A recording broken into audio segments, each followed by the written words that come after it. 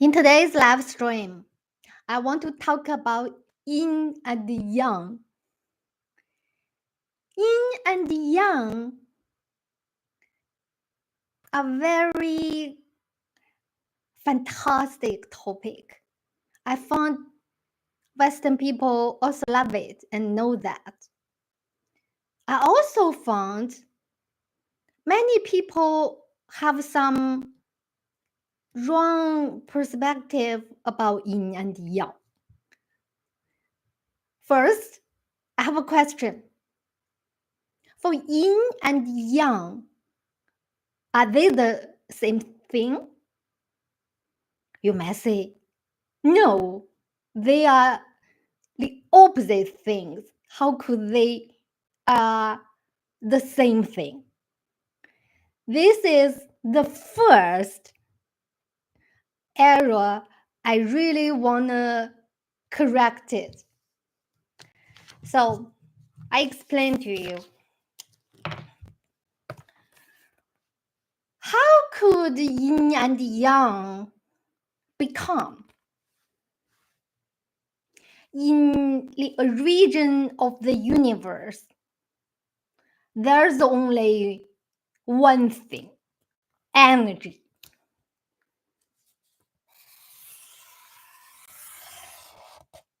This is the beginning of the universe. No yin, no yang, only energy. And then some part of the energy started to move. You know, when it started to move, that means the rest of the others is still. One part moving, the other part still. That's how we use yin and yang to define the different phenomenon. So for yang, we use it to define the moving part of the energy. And for yin, which is the still part of the energy. So, repeat my question. For yin and yang, are they the same thing? Yes, definitely. For the energy when it's moving, but it's still energy. But because the phenomenon looks differently, you know, moving and still. So we also want to express the different looks. That's how we create yin and yang. But please do understand, they are one thing. They come from the energy. So now we have the moving thing, and then we use yin and yang to express the different phenomenon, moving and still.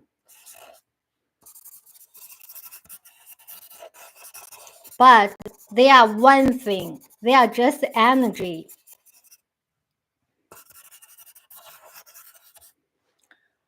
When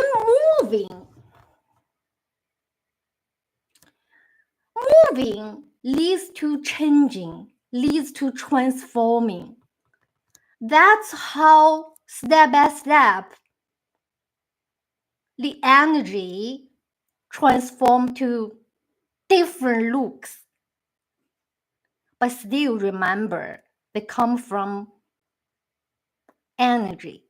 And also, the energy, although transforms, the origin of the energy still within everything. It's like we come from mom and dad. When mom produced us, mom's still alive, right?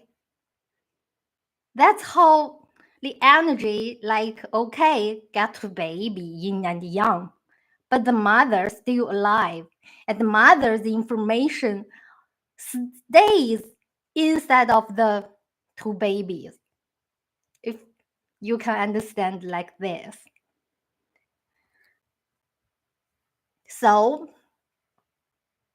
they have different looks, right? And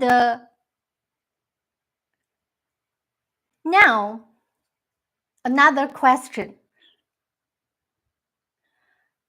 Yin and yang, do they have completely different looks, different characteristics? No. Although they look differently, but please pay attention to here and here. That means this part, although we call it yin, but what we call it yang, but the yin element is inside of yang, not outside. This is the second common mistake we could have. So, example, for men, we always think they represent yang, and female women represent yin. We look differently, although we are both human beings. And for men, we always think man's characteristic is like brave, determined. For women, we might think women are soft.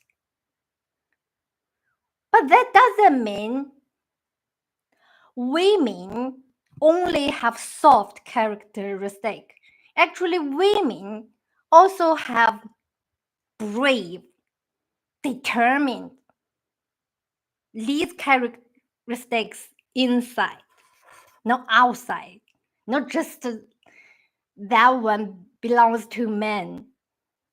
So for men also have like soft characteristics inside of men. So please don't separate it. This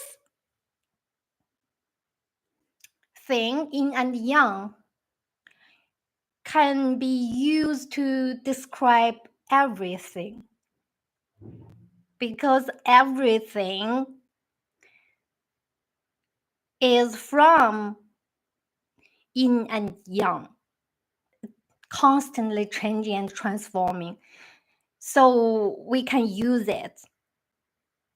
But please think from the correct understandings. I give you another example. So, because of moving, so it shows differently. Such as when I'm moving, I'm running now. I'm running, we can say, okay, now I'm like young.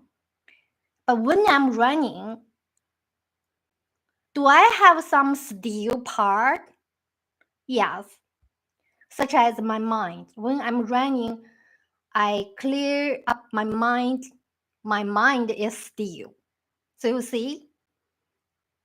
And when I'm still, such as I'm meditating, very still, do I have some moving part inside? Yes. Because my mind could keeps running, keeps thinking. So it's not still at all. So you see, yin and yang first are not the opposite, different things.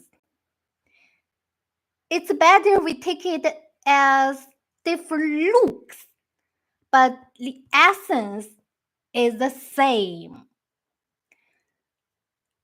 And the second one is that yin is inside of yang, now outside.